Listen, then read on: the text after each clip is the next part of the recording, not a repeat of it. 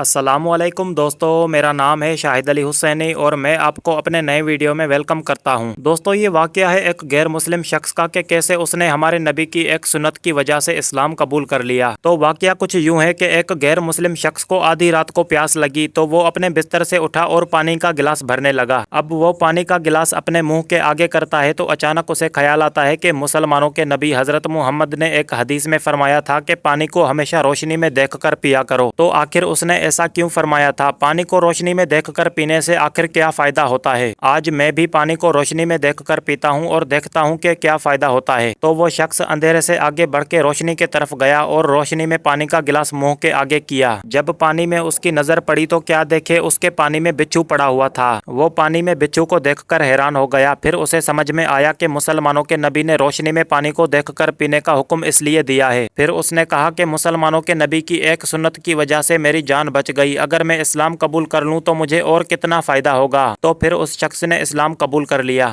تو دوستو، آج کے لیے بس اتنا ہی۔ امید ہے آپ کو یہ ویڈیو پسند آئی ہوگی۔ اگر ویڈیو پسند آئے تو ویڈیو کو لائک کرنا اور ایسی ویڈیوز کے لیے چینل کو سبسکرائب کرنا۔ ملتے ہیں نیکسٹ ویڈیو میں، تب تک کے لیے اللہ حافظ۔